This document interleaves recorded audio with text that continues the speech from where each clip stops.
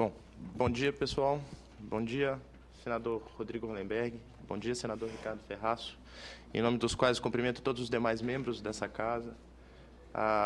Bom dia, meus colegas de mesa, Renan Ferracioli, Guilherme Varela, Carol Cohen, Marcel Leonardo e Pfeiffer, que ainda não chegou. Eu vou começar, eu acho que uma parte interessante, já que a gente tem os benefícios e os malefícios de ser o primeiro, né? E sendo o primeiro a falar do tema, eu vou então me prestar um pouco mais a falar um pouco do comércio eletrônico, introduzir um pouco a Câmara Enet, quem somos, e pontuar um pouco quais são os maiores pontos ou os pontos mais significativos aqui do desafio que a gente tem de tratar da reforma do Código de Defesa do Consumidor. Pode ir passando, por favor.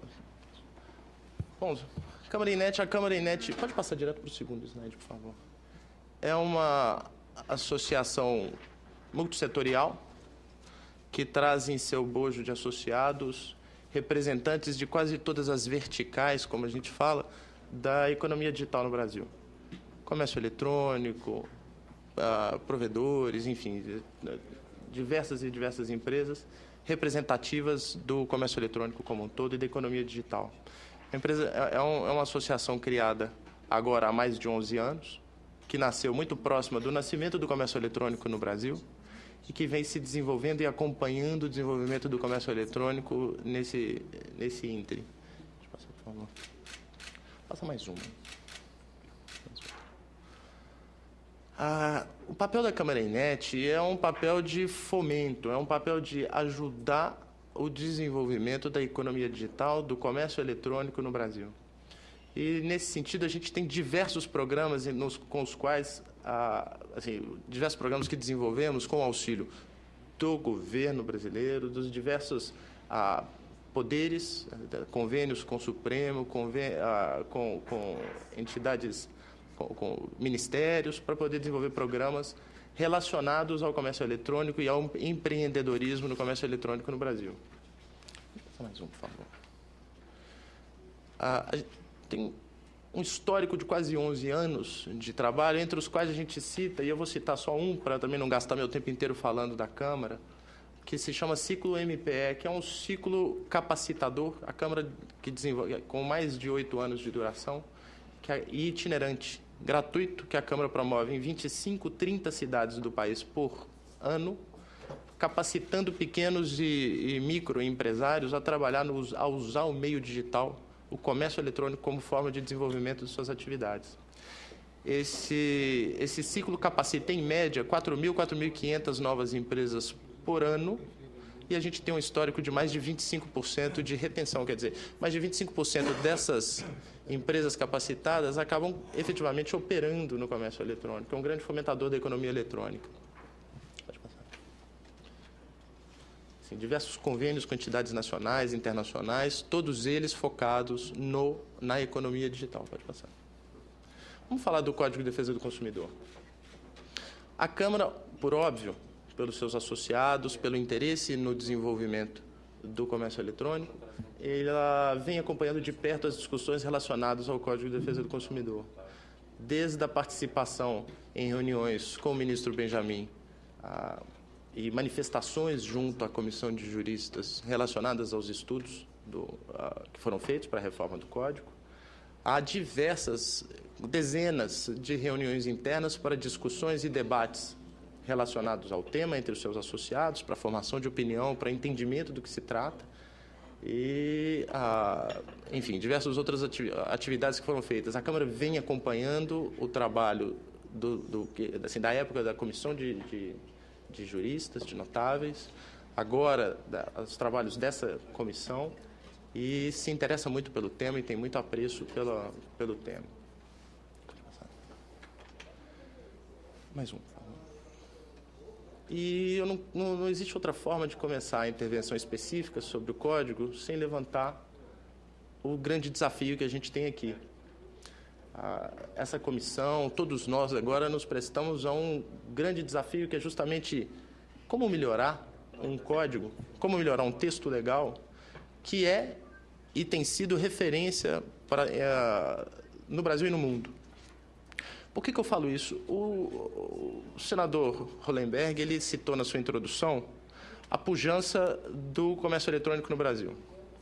De fato, nós estamos falando, a gente diz e fala de um segmento que cresce entre 20% e 30% ao ano desde sua criação. Assim, muito atrelado ao desenvolvimento das tecnologias, ao acesso de novos entrantes à internet, à democratização dos meios, os meios digitais no Brasil, tem trazido cada vez mais e-consumidores para o ambiente do comércio eletrônico. E tem sido assim nos últimos 11 anos, ou mais. O Brasil conta hoje com mais de 42 milhões de e-consumidores, como a gente diz, quer dizer, de consumidores que fazem uso da ferramenta online para compra de produtos, para compra de serviços. 42 milhões de pessoas. Num universo que hoje, entre 70 milhões de internautas, a gente já tem boa parcela desses internautas devidamente familiarizados com a ferramenta, com a internet, devidamente familiarizados com os processos de compra dentro da internet e efetivamente operando isso. E a tendência, obviamente, é crescer, porque a gente vai ter mais pessoas conectadas à internet e a gente vai ter mais pessoas afetas às operações de compra e venda na internet. Que bom. Agora, e assim, mas apesar disso, a gente falando de 11 anos aí de desenvolvimento do comércio eletrônico, não podemos falar que durante esses 11 anos o comércio eletrônico se desenvolveu à sombra da lei. Pelo contrário, ele se desenvolveu sob o olhar atento do Código de Defesa do Consumidor, e aí a gente vê o bom exemplo de uma lei bem construída, que é um código criado há mais de 22 anos, numa época em que sequer se sabia o que era a internet, sequer se sabia das potencialidades do meio digital para a atividade do dia a dia, e que durante todo esse tempo foi vigilante e teve seu olhar próximo no comércio eletrônico, regulando as questões entre consumidores e fornecedores no ambiente digital. E continua assim sendo. Eu atribuo esse ponto a um grande, assim, o grande ponto, o que se há de ressaltar no código é justamente o fato dele ser um código principiológico. Ele trata os princípios a serem regulados da atividade, do relacionamento entre consumidor e fornecedor e não necessariamente os aspectos pontuais dessa relação. O que faz com que novos meios se desenvolvam. Hoje nós estamos falando de comércio eletrônico, amanhã a gente pode falar de uma coisa que não sabemos, como há 10 anos não sabíamos o que era comércio eletrônico. E é esse o foco e é esse o grande desafio. Como trabalhar a reforma do Código de Defesa do Consumidor prevendo o que não se pode prever, ou se preparando para o que hoje não se pode preparar porque não se conhece, através de princípios, trabalhando em os princípios de proteção do consumidor mais do que os meios e a forma de proteção do consumidor. Pode passar, por favor. Está justamente aí a explicação, assim, sumarizando essa explicação. Quer dizer, a gente tem 15 anos de e-commerce e, sem dúvida nenhuma, é o aspecto e o perfil principiológico do código que hoje a gente tem, que permite que as atividades do comércio eletrônico sejam muito bem reguladas. A gente conta com instituições fortes e que ajudam a fazer isso. Vamos para o próximo. E aí eu trago um outro aspecto peculiar. Se minha tarefa aqui é justamente, ao ser o primeiro a falar, pontuar algumas questões relacionadas ao comércio eletrônico, eu acho que vale a pena traçar um pouco do perfil do que a gente chama hoje, o que eu estou chamando hoje aqui de e-consumidor, do consumidor do meio eletrônico. Vamos voltar no tempo e pensar no cenário da promulgação do Código de Defesa do Consumidor quando ele foi promulgado. A gente tinha uma época em que não se existia legislação específica de proteção ao consumidor, os consumidores não eram instruídos de quais seriam os seus direitos, os fornecedores não estavam devidamente cientes das penalidades e o que eles, assim, do respeito que eles deveriam prestar aos consumidores. E de lá para cá a gente caminhou e muito. Ao longo dos últimos 22 anos, o sistema de defesa do consumidor se desenvolveu, os consumidores se amadureceram, os fornecedores captaram a mensagem. A gente fala hoje, assim, óbvio que temos muito a evoluir e jamais, assim, não existe motivo para se estagnar e falar que não há espaço para se evoluir. Mas, ao mesmo tempo, temos que reconhecer o trabalho de todos, inclusive os que estão aqui na mesa, no auxílio e no desenvolvimento disso. O consumidor hoje é um consumidor mais crítico. E é um consumidor que, no caso da internet, aí já trazendo a discussão para a gente aqui, passou a ter ferramentas que antes ele não tinha. O e-consumidor, vamos pensar no mundo digital. O e-consumidor hoje ele tem uma visão crítica e tem ao seu alcance ferramentas que o consumidor no mundo físico não tem. Ele pode fazer pesquisa de preços.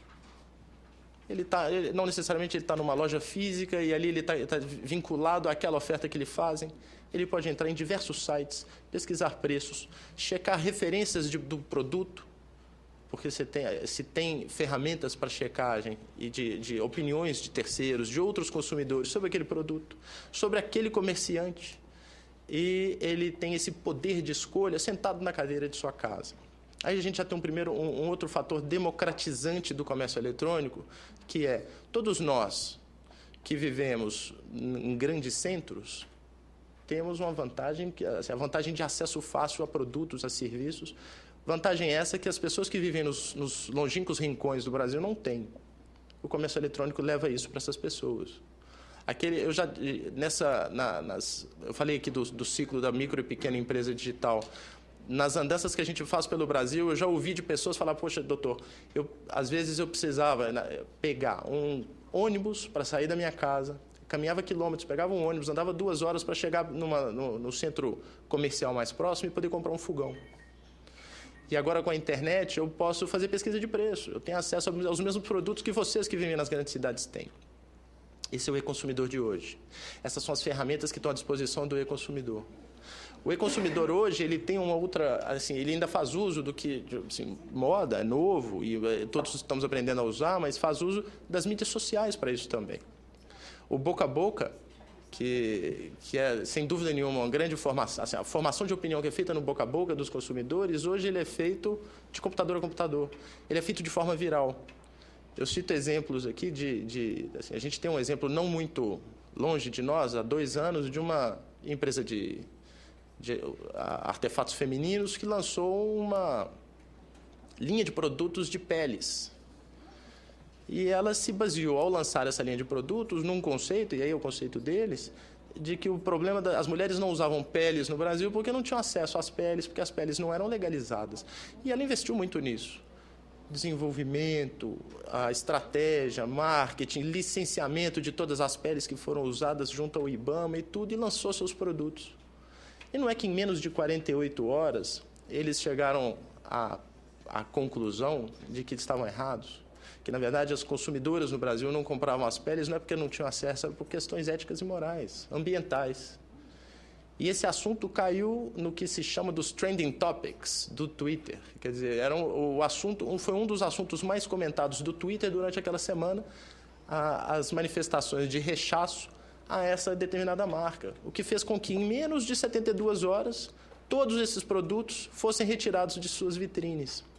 E nós não estamos falando de nenhuma ilegalidade, porque, na verdade, elas eram peles licenciadas pelo IBAMA, quer dizer, tratadas regulatoriamente da forma como deveriam ser, mas o boca a boca viral dos consumidores, quer dizer, não caiu nas boas graças dos consumidores. E usando das ferramentas que o meio digital hoje tem, eles conseguiram, e o consumidor passou a ter. Então, quer dizer, isso é para exemplificar que o consumidor hoje ele tem um poder que vai muito além do poder que se imaginava quando o Código de Defesa do Consumidor foi promulgado. E como último ponto, só para poder finalizar minha apresentação, você passa, por favor.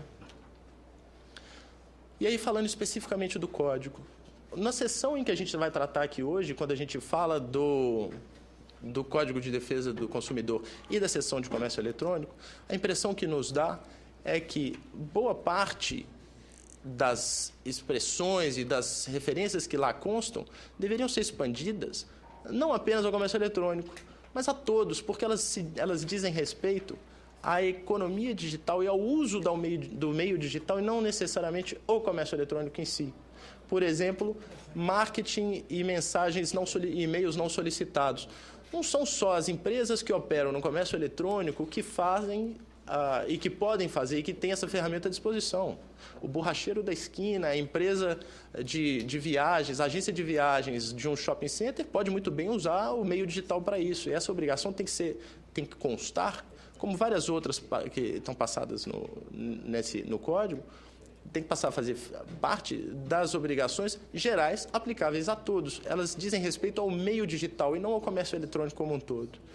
A Câmara Inet, é óbvio que esse não é o momento para a gente pontuar ponto a ponto e explicar cada um desses casos, mas a gente vai oferecer ainda essa semana à comissão a nossa manifestação por escrito com esse detalhamento, senador Hollenberg, para que a comissão possa apreciá-los, entendê-los e nos colocamos aqui à disposição para qualquer outro ponto, qualquer questionamento que tiver a respeito da reforma, da participação da Câmara, e no que a gente puder ajudar, estamos aqui.